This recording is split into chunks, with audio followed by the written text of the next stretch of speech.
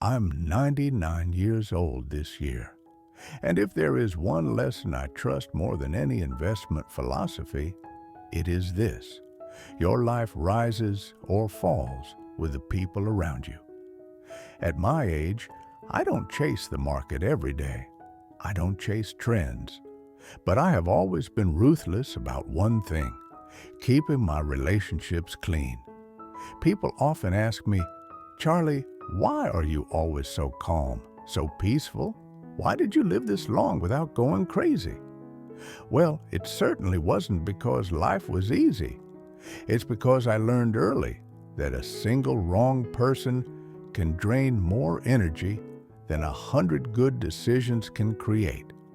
And the right person, just one, can change the entire direction of your life.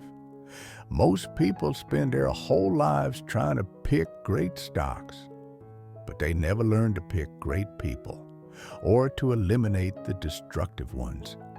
So today, at 99, I want to tell you the 3 types of people I cut off immediately, without hesitation, and why doing so has been one of the highest return habits of my entire life. Now, let me tell you something most people don't learn until it's far too late. I built my reputation on being careful with money. People think my success came from reading financial reports, running numbers, and avoiding stupidity. And that's all true. But that's only half the story. The other half, the part almost no one sees, is this: I was far more careful with people than I ever was with investments.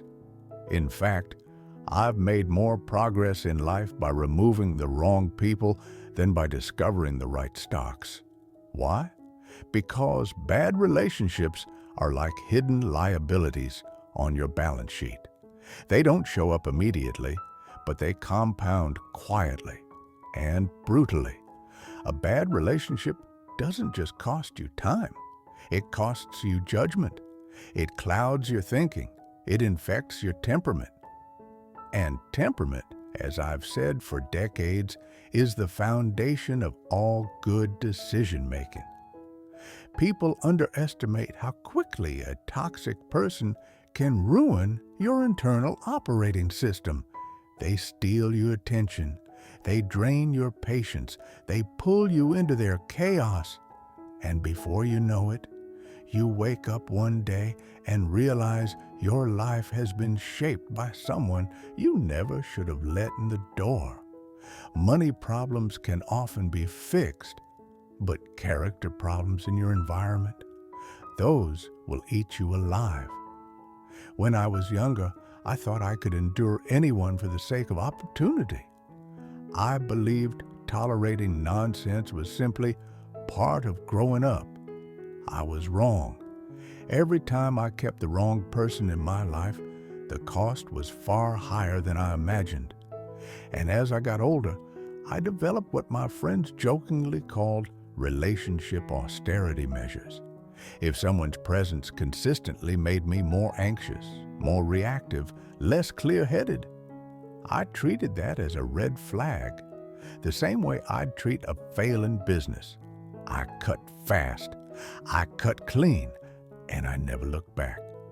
People say that sounds harsh, but I've lived 99 years, and here's what I can tell you with absolute certainty.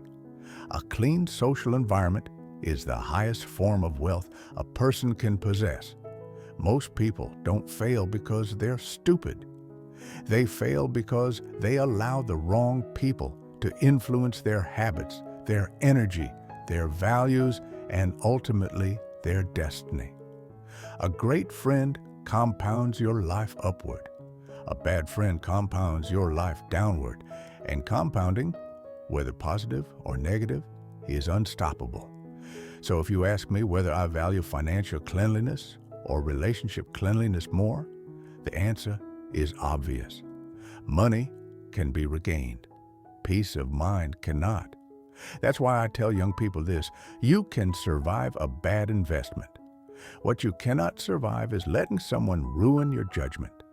And judgment, good, steady, disciplined judgment is the closest thing we have to a superpower in this chaotic world.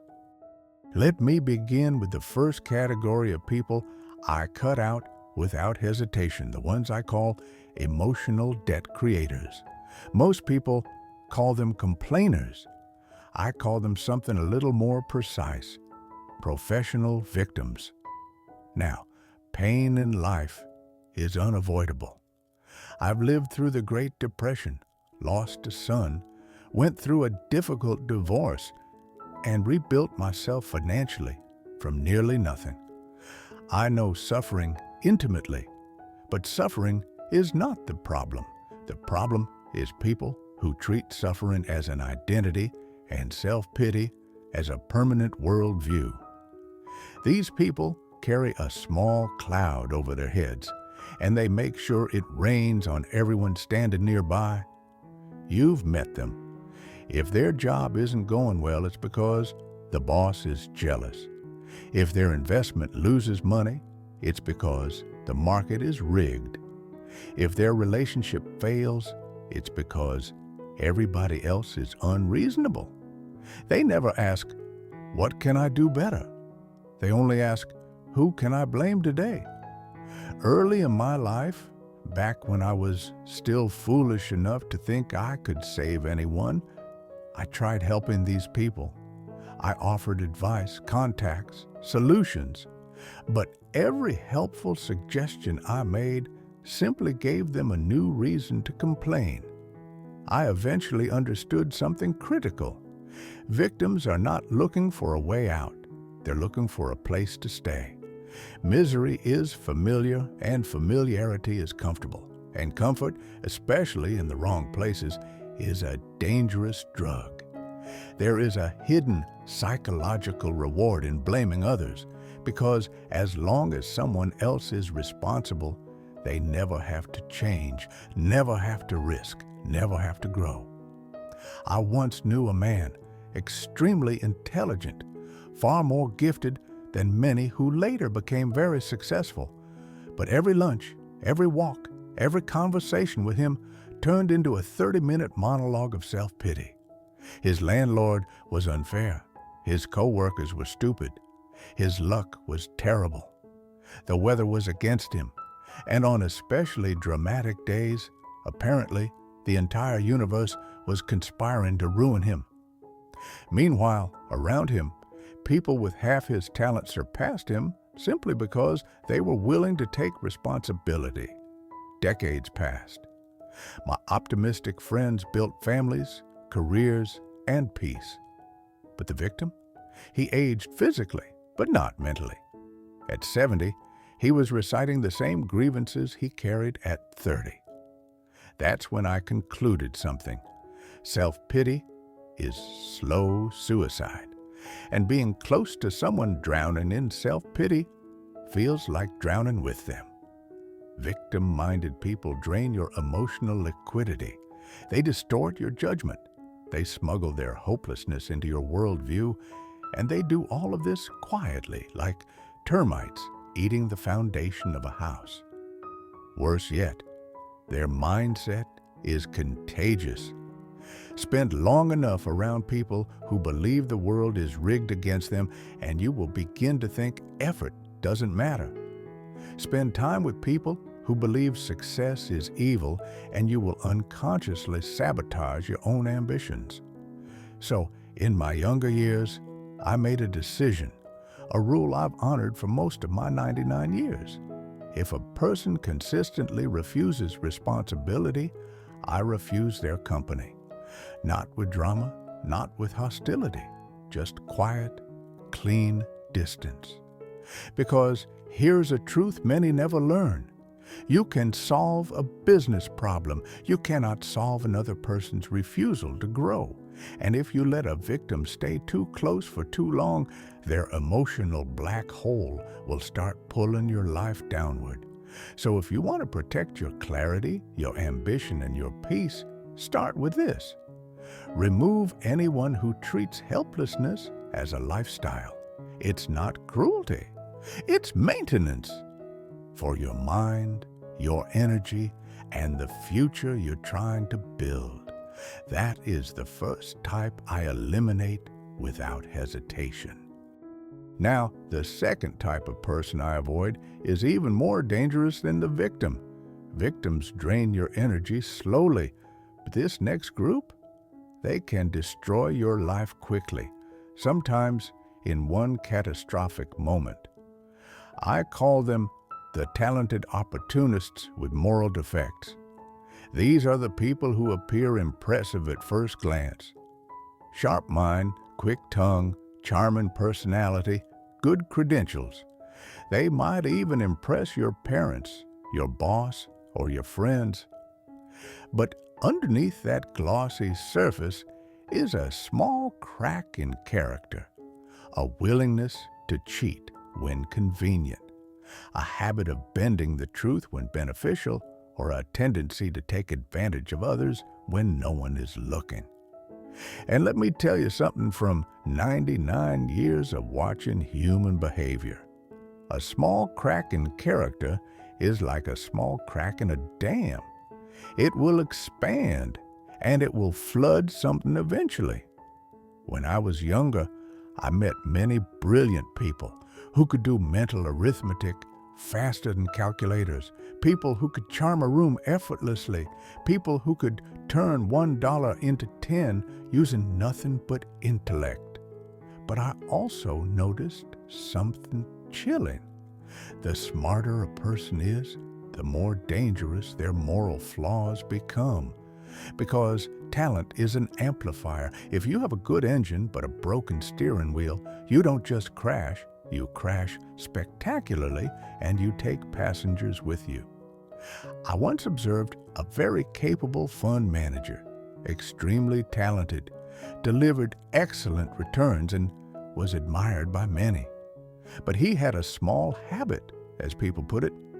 He would manipulate expense reports to overcharge a few $100s here and there. Some said, "Oh, Charlie, let him take it. He makes millions for the firm. Don't be too strict." What nonsense! A man who will lie for pennies will eventually lie for fortunes. Not because he needs the money, but because dishonesty is part of his operating system. People forget this. Character is consistent. If someone cheats in small things, it's only a matter of time before they cheat in big things. On Wall Street, I watched extremely intelligent people create financial products they themselves barely understood, not because they believed in them, but because selling them was profitable. They were praised as geniuses, right up until their cleverness imploded the entire system. And here is what always fascinated me. When they finally collapsed, they never collapsed alone. They took their firms, their partners, their investors, and sometimes entire industries down with them. That's the hidden cost of associating with morally compromised talent. Their downfall is not isolated. It spreads outward like a shock wave. This is why Warren and I have always said we don't want to be around people who are only smart. We want to be around people who are smart and decent. Decency is the real insurance policy. Integrity is the real risk management. A trustworthy partner reduces transaction costs to zero. A morally flexible one multiplies transaction costs endlessly. When I work with Warren, we often settle matters with a single phone call. No 10-page contracts, no armies of lawyers, no paranoia. Because we know neither of us will stab the other in the back. The level of efficiency that trust produces is astonishing and extremely rare. So here's the principle I adopted long ago. If I sense brilliance, but detect even a whisper of dishonesty, I walk away immediately. Not gradually, not politely. Immediately. I don't care how talented they are. I don't care what opportunities they promise. I don't care how much money they can make for me. If a person's moral cost is higher than their potential gain, the investment is a guaranteed loss. And I assure you, bad character has infinite downside and almost no upside. So protect yourself. Avoid the seductive genius with a crooked compass. You might move slower without him, but you will move forward. And with both feet still on solid ground, that is the second category I remove from my life without mercy. Now, let me tell you about the third type of person I avoid. A type that looks harmless on the surface, but may be the most destructive of all. The closed-minded non-learner. These people don't complain like victims. They don't cheat like opportunists. In fact, they may seem polite, stable, or even respectable. But inside, their mind is sealed shut, as rigid as concrete. I've often said this. Some people die at 30, but they aren't buried until 80. Their heart is beating, but their brain has stopped decades ago. They build their identity around a fixed worldview and guard it like a brittle ego. If you present new information, they feel threatened. If you show evidence, they get angry. If you challenge their beliefs, they turn defensive, sometimes hostile. They don't examine their conclusions. They protect them. This is the person who says, "That's not how things work," simply because that's not how things worked in 1982. Or the person who says, "I already know enough," which is a sentence I've never heard from an intelligent person in my entire life. You see, the world keeps evolving. Science, technology, business models, all of it changes faster than any individual human can keep up with. The legal knowledge I learned in the 1940s, completely obsolete today. The investment strategies that worked in the 1960s, you go broke if you applied them blindly now.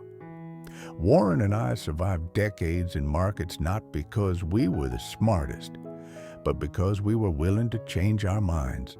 We were, as I like to call it, learning machines with legs. Every night, we tried to go to bed a little wiser than when we woke up. That small habit created an enormous advantage over time. But the closed-minded person, he fights learning the way a man fights a cold wind, by closing the door and pretending the weather is the problem. I once had an acquaintance like this. When the internet first emerged, I told him, "You should really look into this. It's going to reshape everything." He dismissed it. "Charlie, it's just a toy for kids, a fad." The internet transformed commerce, education, communication, and markets. Yet 15 years later, he still refused to send email, still refused to adapt, still insisted the world was wrong and he was right. His business shrank, his relevance vanished, and eventually he became bitter, but not wiser. Now, here's the real danger. Closed-mindedness is contagious. If you spend enough time with someone who refuses to learn, you'll start adjusting to their limitations just to keep the peace. You'll avoid new ideas because they resist them. You'll avoid growth because they feel insecure. You'll avoid ambition because they call it unrealistic. Slowly, without noticing, you lower your cognitive standards to match theirs. And once your curiosity dies, a large part of your future dies with it. That's why I walk away from closed minds. Not angrily, not dramatically, but decisively. You cannot wake up someone who is pretending to sleep. And you cannot force a mind open when the owner has locked it from the inside. I tell young people this often. Your mind is your last line of defense. Protect it like treasure, and never spend too much time with those who have allowed theirs to rust. That is the third category I eliminate for the sake of my brain, my judgment, and the life I still want to live even at 99. Now, once you remove the wrong people, the victims, the opportunists, and the closed-minded, something interesting happens. Your life becomes quiet, sometimes uncomfortably quiet. Your phone stops buzzing. Your social calendar empties out. Your weekends suddenly feel spacious, maybe even a bit lonely.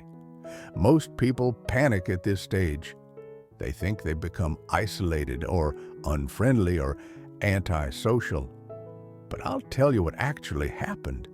You've cleaned the soil. Now it's finally ready for something valuable to grow. People assume I met Warren Buffett, Bill Gates, and other remarkable individuals through some genius networking trick. They think I had a strategy or a secret handshake or some advanced social algorithm. The truth is far simpler and far less glamorous. I didn't chase great relationships. I became the kind of person great people want to be around. The world works like this. You attract what you are. If you're honest, you attract honesty. If you're curious, you attract learners. If you take responsibility, you attract responsible people. But if you're resentful, you attract other resentful people. If you cut corners, you attract people who cut corners. And if you remain in the company of fools, you inevitably become the sixth. So after I cleaned my life of the wrong people, the right ones gradually drifted toward me. Not many, just a few. But that's the beauty of it. You only need a handful of exceptional people to change the entire direction of your life. Warren and I built what I call a seamless web of trust. No hidden agendas, no backstab, and no endless contracts. Just competence and integrity woven together so tightly that cooperation becomes effortless. The amount of friction this eliminates is enormous. Others spend months negotiating deals. We settle matters with a single phone call. Others waste years doubting their partners. We redirect that time to reading, thinking, and building. That is the compound interest of high-quality relationships. The longer they last, the more they produce. In money, wisdom, emotional stability, and even in lifespan. If you want such people in your life, you must meet a difficult requirement. You must be worth knowing. This means improving your judgment, keeping your word, saying less than you know, and being a person who does the right thing even when no one is watching. It also means being loyal to those who deserve it. When your few good friends fall, you help them stand. When they succeed, you celebrate without envy. When they criticize you, you listen. Good people don't require perfection. They require sincerity. So how many such people do you need? Not many. In fact, if you can find even 3 to 5, you are wealthier than most millionaires. A small circle of honest, competent, rational individuals will protect you from the storms of life far better than any investment portfolio. And the older I get, the more I realize this. A great relationship is a long-term asset that appreciates faster than the stock market and rarely crashes. So prune your life ruthlessly, make space. Then cultivate the few relationships that truly compound. That is how you rebuild your circle. Not wide, but deep. Not loud, but durable. Not many, but precious. Now that I'm 99, people often ask me what old age really feels like. They expect some grand secret, some mystical formula for happiness. But the truth is very simple. When you finally clear your life of the wrong people, you discover a kind of freedom most never experience. Your days become quiet. Your mind becomes calm. Your thoughts become sharp again. And your time, your most precious capital, returns to you. You read more. You think better. You enjoy the small, ordinary moments that rushed past you when your life was crowded with noise. Many fear this kind of solitude, but solitude is not loneliness. It's the reward you earn for choosing your company wisely. And here's what I learned after almost a century of living. Your quality of life is determined not by how many people you know, but by how many of them truly deserve to stand beside you. So protect your character, guard your energy, and don't be afraid to say no. Firmly, cleanly, quietly. Let compound interest do the rest.